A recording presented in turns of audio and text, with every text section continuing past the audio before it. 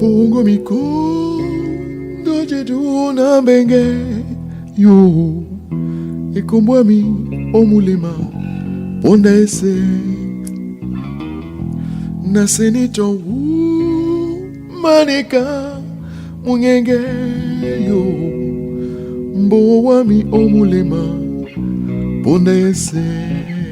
Bien le bonsoir Emmanuel, bienvenue dans un pays qui respire la fête. Le 20 mai 1972, les populations de tout un pays, un très jeune pays à l'époque, c'était la République fédérale du Cameroun, étaient appelées à prendre une décision cruciale pour la suite de la vie de leur cher et beau pays. Sous l'initiative du premier président de la République de l'époque, Ahmadou Ahidjo, c'est lors de cette date référendaire que les Camerounais vont choisir une forme d'État unitaire au détriment de l'État fédéral qui était constitué de deux États fédérés, le Cameroun anglophone qui était sous la gestion anglaise du temps de la colonie et le Cameroun francophone, lui, sous tutelle française jusqu'en 1960. Le 20 mai de cette année 2025 est donc la 53e édition de la célébration de l'unité de tout un peuple où l'on retrouve une kyrielle, une pléthore, une ribambelle d'ethnies. Tenez Emmanuel, plus de 300 ethnies répertoriées, ce qui est exceptionnel pour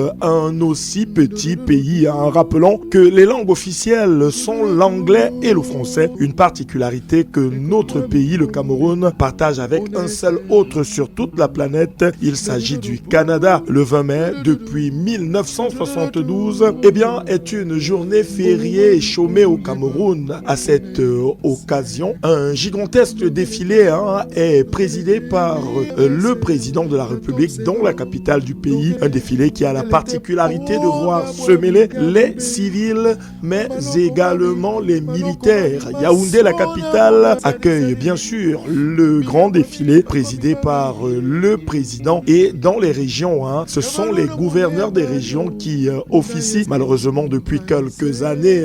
Les événements tragiques et violents ont parfois endeuillé les célébrations. Ces événements nous viennent des régions d'expression anglaise, le nord-ouest et le sud-ouest, où des velléités d'autonomie se font entendre depuis notamment l'embryonnaire fantasmagorique République d'Ambazonie, voulue par certains. Rappelons néanmoins que la traditionnelle parade civile et militaire a toujours eu lieu, exception faite de 2 années, notamment 2020 et 2021, pour des raisons de restreindre comme ça les différents déplacements faute de Covid-19. Rappelons que cette occasion est également l'opportunité pour le pays entier de faire sa véritable toilette. C'est donc une célébration que les Camerounais, dans leur grande majorité, tiennent à commémorer avec beaucoup de sourires, surtout que parfois, on se remémore ces martyrs sans qui le Cameroun n'aurait jamais été un aussi beau pays.